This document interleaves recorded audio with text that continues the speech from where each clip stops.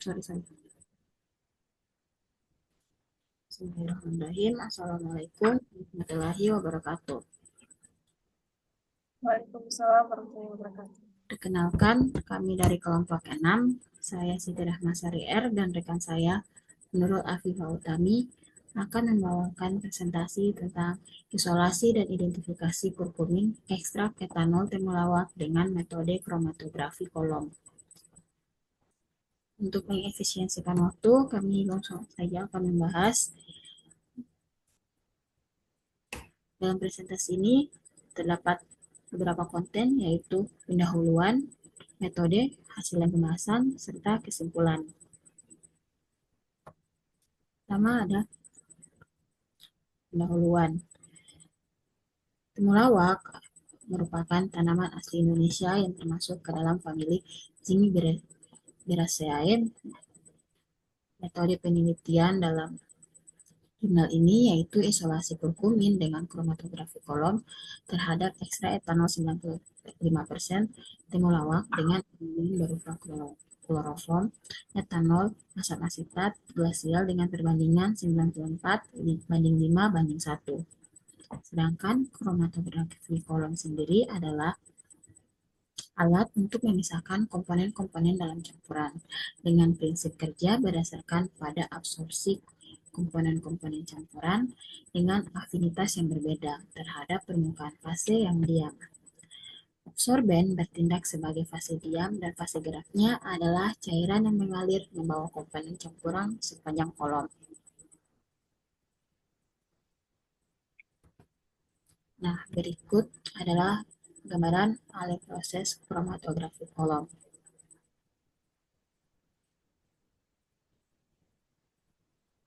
Di metode penelitian terdapat beberapa alat dan bahan yang digunakan. Adapun alat yang digunakan yang pertama adalah gelas ukur, gelas kimia, lab ukur, corong kaca, corong pisah, pipet tetes, kertas saring, kapas atau tisu, blender, batang pengaduk, spatula, penyaring, kromatografi kolom, serta seperangkat alat spektro UV vis. Selanjutnya untuk bahan sendiri yang digunakan yaitu adalah rimpang temulawak, etanol 96%, asam asetat glasial, kloroform, N-heksana, anhidrat asam asetat, aquades, dan silika gel yang berukuran 0,0 hingga 0,063 mikron. Selanjutnya, metodologi akan dibawakan oleh rekan saya, Nurul Afifah Utami. Kepadanya dipersilahkan. Baik, terima kasih atas kesempatan yang diberikan. Saya akan menjelaskan mengenai metodologi. Nah, pada metodologi ini terdapat 4 poin, di mana poin pertama yaitu proses pembuatan sintesia. Nah, pada proses ini pembuatan sintesia diawali dengan pengambilan bahan baku yang dilakukan di perkebunan. Nah, pada selanjutnya dilakukan sortasi bahan untuk memisahkan kotoran atau benda asing lainnya dari rimpang temulawak. Kemudian poin yang kedua yaitu pembuatan ekstrak rimpang temulawak. Nah, pada proses ini ekstrak sampel dilakukan melalui proses maserasi sampel yang sudah ditimbang sebanyak 500 gram. Kemudian maserasi selama 5 hari menggunakan 75 bagian pelarut etanol 96% sebanyak 3,75 liter. Kemudian proses yang ketiga yaitu isolasi kurkumin ekstrak etanol temulawak dengan kromatografi kolom. Nah, pada proses ini pemurnian senyawa kurikulum ekstrak temulawak dilakukan dengan menyiapkan alat dan bahan, kemudian disiapkan kapas secukupnya untuk dimasukkan ke dalam kolom. Tujuannya agar silika yang dimasukkan tidak akan menyumbat lubang kolom. Kemudian selanjutnya membuat bubur silika gel yang sudah diaktifasi di dalam oven dengan suhu 110 derajat Celcius selama 2 jam dengan cara ditimbang sebanyak 20 gram dan dicampur dengan 10 ml heksana. Kemudian diaduk dan dimasukkan sedikit demi sedikit ke dalam kolom. Kemudian poin yang keempat yaitu identifikasi kurkumin dengan spektrofotometer UV-vis. Nah, pada tahapan ini kurkumin hasil isolasi kemudian dianalisa secara kualitatif dengan spektrofotometer volumetri UV-vis pada panjang gelombang 400 sampai 800. Next, Kak.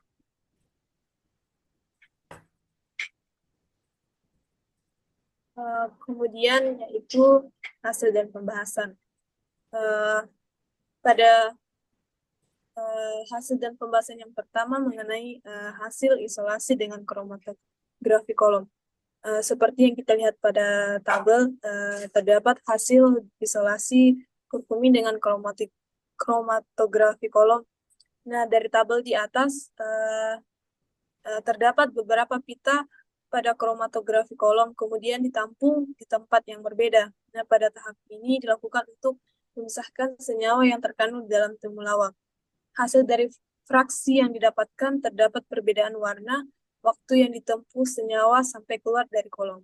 Yang pada hasil kedua yaitu penetapan panjang gelombang maksimum pada sampel.